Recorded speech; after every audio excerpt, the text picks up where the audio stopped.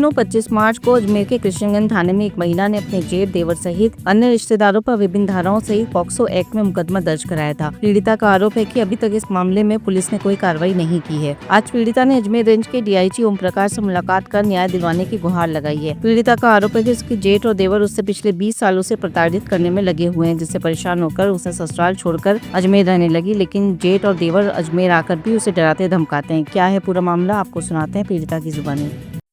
कहाँ पे हैं? आज मैं आईजी ऑफिस आई हूँ। मेरे ससुराल के अंदर 20 सालों से मेरे साथ बोले तो मुझे ऐसे प्रताड़ित कर रहे हैं। बोले तो 20 साल से मेरे जेठ जी मुझे टॉर्चर कर रहे हैं। शादी के 3-4 साल बाद में ही उन्होंने मेरे साथ इतने बोले तो ज़बरदस्ती वगैरह ऐसे टॉर्चर किया है। उसमें मेरा जेठ शामिल है और मेरा एक सबसे छोटा वाला देवर शामिल है और जेठ का लड़का शामिल है और एक जेठ की लड़की का ससुर है, जिसने कि भाई इन लोगों को कैसे बचाया जाए, उसके लिए उन लोगों ने मेरे खुद के पैसे से स्टाम्प खरीदवा करके और ले लिया। बोले कि हम आपको वापस ला के देते हैं और स्टाम्प पर मेरे ने अपने खुद के साइन नहीं किए नीचे, लेकिन मेरे खुद के नाम से उन्होंने एक स्टाम्प दिया। मेरे साथ ज़बरदस्ती ज़्यादती करते करते मैंने 20 सालों तक उनकी ये सहन करती गई मैं कि चलो, क्योंकि मेरे ससुर जी मान सम्मान वाले हैं, इज्जत वाले हैं और वो हार्ट के पेशेंट भी है और मुझे और मेरी बेटी को वो बहुत प्यार करते हैं। मेरे ससुर जी बोले तो देवता आदमी है मेरे ससुर जी, लेकिन परिवार के अंदर कुछ लोग ऐसे आ गए हैं कि हमारे जीना ही मुश्किल कर दिया। तो मैंने अपना ससुराल छोड़ करके मैं यहाँ अजमेर रहने लग गई। तो भी 2 साल हो गए अजमेर रहने लग गई, तो वो लोग फिर भी मेरा पीछा नहीं छोड़ रहे। कभी तो वो तीनों साथ में आते हैं, कभी वो संडे को संडे।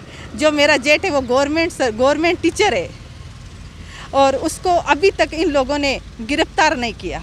मैं अजमेर आ गई तो भी वो यहाँ पर भी आने लगा, यहाँ पर भी थाने पे शिकायत दिया? मैंने थाने में यहाँ पर भी आने लगा और मेरे यहाँ आने लगा। मैंने बड़ी हिम्मत जुटा करके परिवार के खिलाफ जा करके और मैंने ये बोले तो पुलिस स्टेशन के जा करके थाने में रिपोर्ट दर्ज करवाई। सब ने बोला कि भाई मिल बैठ करके देखो, घर की बात घर में रहने दो। क्या रिपोर्ट दर्ज हुई आपने? मैंने ये रिपोर्ट दर्ज करवाई है सर कि ये लोग जो हैं 20 सालों से मेरा जेठ मेरे साथ गलत हरकत करता है, बोले तो सीमा ही पार कर देता है। फिर वो सबसे छोटा वाला देवर, जेठ का लड़का, जो उसके एक ही लड़का है, और एक बेटी का ससुर, वो भी इन लोगों के शामिल है। इन लोगों में मैंने रिपोर्ट दर्ज करवाई, 1 महीना हो जाएगा, 25 तारीख आएगी, अभी तक इन लोगों को गिरफ्तार नहीं किया। जो कि जेठ जो है वो गवर्नमेंट टीचर है और गवर्नमेंट टीचर होने के बाद में भी उसको अभी तक गिरफ्तार नहीं किया है। और हमारे घर पर कभी किसी को भेजता है कि हम आपको उठा के लेके चले जाएंगे, हम आपको मार देंगे। तो इन लोगों ने हमारा जीना मुश्किल कर दिया।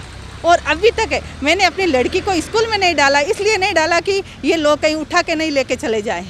अभी हम बाहर निकलते हैं तो रिस्क के साथ बाहर निकलते हैं, क्योंकि उनकी नज़र हर वक्त हमारे पर ही रहती है कि ये कब अकेली रहती है। और मेरा पति जो है वो हमारे पास नहीं रहते, वो छोटा सा बिजनेस करते हैं, वो थोड़ा बाहर रहते हैं। और वो लोगों को ये शिकायत दर्ज करवा दी। मैं किशनगंज थाने के अंदर शिकायत दर्ज करवाई, सीओ साहब के पास भी गई, लेकिन वो बोलते हैं, हमारे को अभी 3 दिन पहले की बात है, वो बोलते हैं कि हमने आपके सीओ को खरीद लिया पैसे दे करके, पुलिस हमारा कुछ भी नहीं कर सकती। और उनके ही जेठ है, उसका एक साला है जो इधर पुलिस में, क्या पता सीआई है क्या, उतना मुझे पता नहीं, लेकिन वो बोलता है वो हमारा सहयोग कर रहा है। अजमेर की सरकार तो हमारी है, पुलिस तो हमारे जेब में रखते हैं, आप हमारा कुछ नहीं बिगाड़ सकते। तो मैं ये बोलती हूँ, क्या नारी की कोई इज्जत नहीं क्या? आज कहाँ पे है? आज मैं आईजी सर की ऑफिस आई हूँ। आज आईजी सर की ऑफिस आई हूँ और बड़ी उम्मीद के साथ आई हूँ और मेरे को भरोसा है इनके ऊपर कि ये मुझे न्याय दिला के रहेंगे, ये मुझे न्याय दिलाएंगे, मेरा हर प्रकार से मेरा सपोर्ट करेंगे। क्योंकि आज जो भी है वो जेठ वगैरह, वो कभी हमारे को ऑफर देने के लिए आते हैं, बोलते हैं आप क्या हम पैसों में, क्या सब कुछ पैसा ही है क्या नारी की कोई इज्जत नहीं? न्याय चाहते हो आप? मैं न्याय चाहती हूँ, उनको जल्द से जल्द पकड़े। इन चारों में से अभी तक किसी को गिरफ्तार क्यों नहीं किया पुलिस ने? 1 महीना हो गया, सीओ सर, डिप्टी सर और वो किशनगंज थाना अभी तक क्यों नहीं, 1 महीना हो गया, पॉक्सो लगे वाला है उनके ऊपर, अभी तक क्यों नहीं गिरफ्तार किया उनको? क्या वजह से गिरफ्तार नहीं किया उनको? क्या नारी समाज की कोई इज्जत नहीं है क्या?